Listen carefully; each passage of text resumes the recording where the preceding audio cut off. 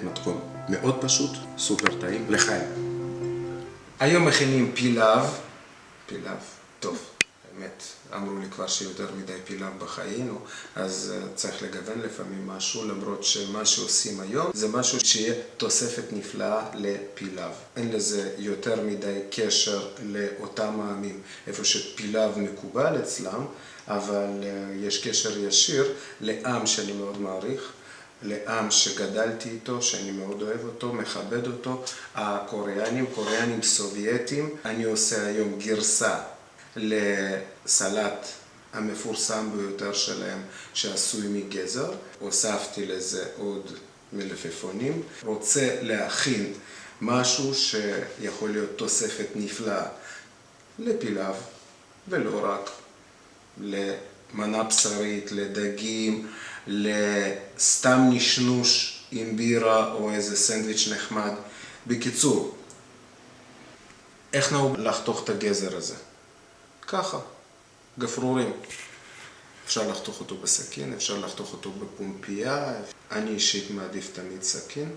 אני רוצה קצת טקסטורה, אני מאוד לא אוהב את הפומפייה כפומפייה, למרות שיש לי יותר מדי קטן, יותר מדי תעשייתי, יותר מדי עשוי.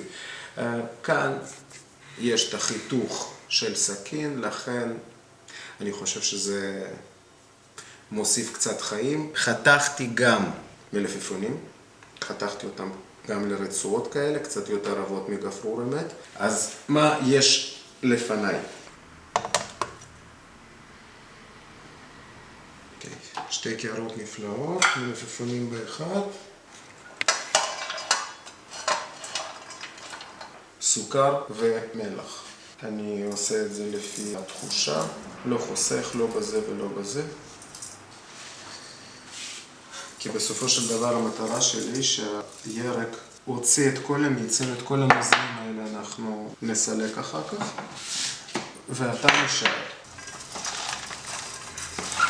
מערבב את כל מה שיש לי כאן בקערה.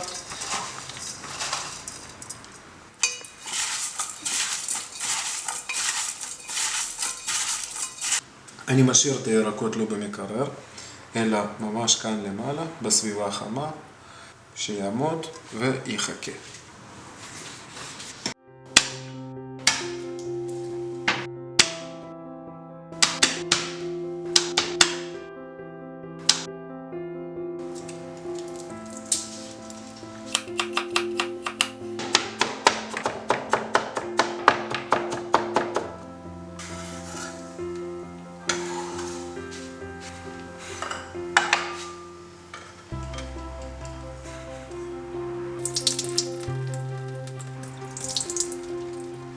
קצת שמן, זירי ענבים וקצת סומסום.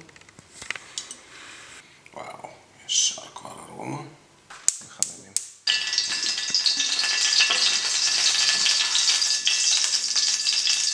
מוציא מכאן עוד קצת נוזלים.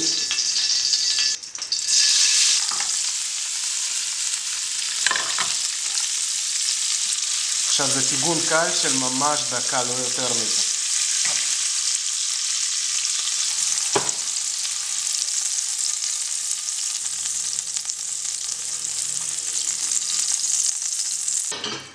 גזר. פה אין כמעט נוזלים. וואו, חם.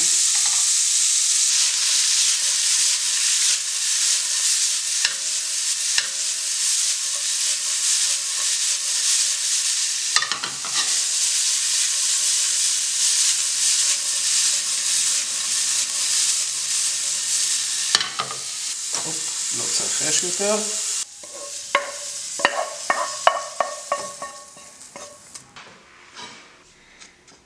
כוסברה טחונה, עכשיו אני מוסיף קצת, גם פה,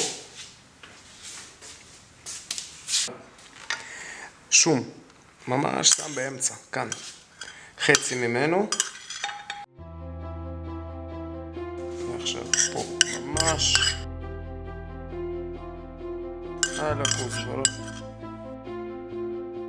גוצ'וגארו זה מוצר קוריאני, זה שבבי פלפל, הוא לא חריף מדי. אבל אני מוסיף כאן מסביב גם לא יותר זה אופציונלי.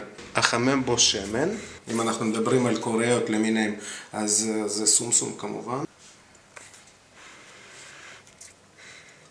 ואני אערבב את זה שוב עם המצרך הכי קוריאני, שמן מזרעי ענבים.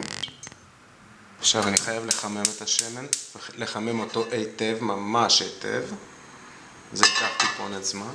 אני מניח שהוא מספיק חם, ממש כבר התחיל לצאת עשן, וזה דבר נפלא. ועל ההר עם התבלינים והשום אני שופך את השמן ממש. באמת זו שיטה סינית, מאוד עתיקת ימים ומאוד מקובלת. עכשיו, מה שנשאר זה לערבב.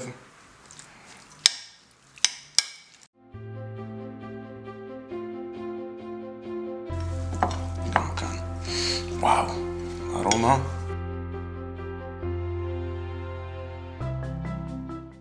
רוטב סויה. וגם פה. זה מאוד אופציונלי. חומץ אורז, וגם כאן. אני חושב שבלזמיק יוסיף את טיפת מתיקות וטיפת חמיצות.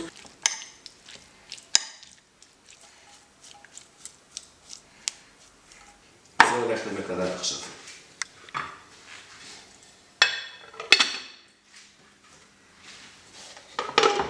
היי חברים, אתמול הכנתי כמה סלטים מדהימים, ישר אחרי הכנה הם מצאו את מקומם במקרר, בילו שם לילה וכל הטעמים התערבבו וזה נהיה הרבה יותר עסיסי מאשר ישר אחרי הכנה. בג'ארה הגדולה הזאת גזר, מאוד אופייני לקוריאנים הסובייטים שגדלתי לצידם במרכז אסיה, סלט מדהים.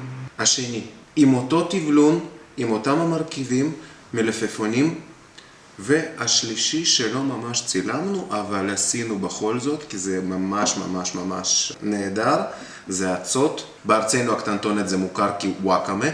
כל הסלטים האלה הם נעשו בהשראה של המטבח הקוריאני, זמן לטום.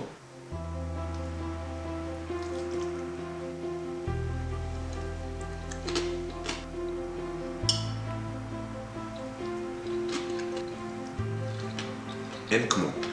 בריא, טעים, אהבתם, תירשמו, תכתבו, אשמח מאוד לענות, לייק, להתראות בסרטון הבא.